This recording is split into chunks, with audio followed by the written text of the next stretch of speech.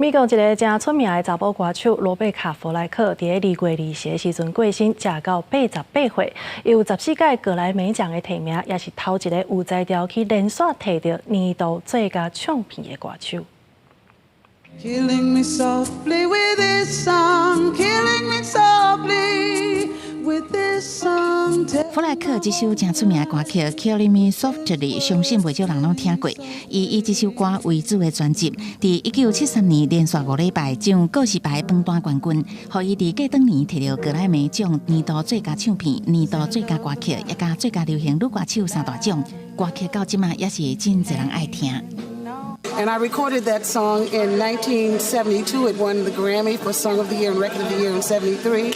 And you can hear it all over the world to this day. So I'm just so grateful that a song that I'm associated with has lasted for over 2 decades. 弗莱克本来是古典钢琴家，伫假期以外，改去餐厅唱歌，美妙的歌声互人上着。不过，伊伫甲1971年，克林伊斯威特伫电影《美不对魂》使用伊的歌曲《The First Time Ever I Saw Your Face》，才互伊互众人知。First time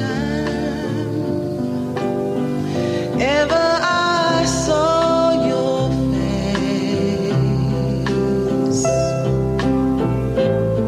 I thought the sun rose in your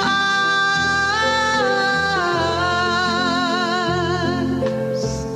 弗莱克隔当年就以这首歌伫格莱美奖真出名，回顾伊的音乐生涯，捌14届得到格莱美奖提名，提走5项大奖，包括2020年终身成就奖。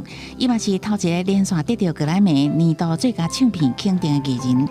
不过2021年，伊公开宣布，家己去治疗筋肉揪束硬化症，互伊晚年无法度去唱歌，而是不幸伫纽约厝内过身，享受88岁。不过伊优美的歌声会永远留伫歌迷心中。公司新闻张慧敏编译。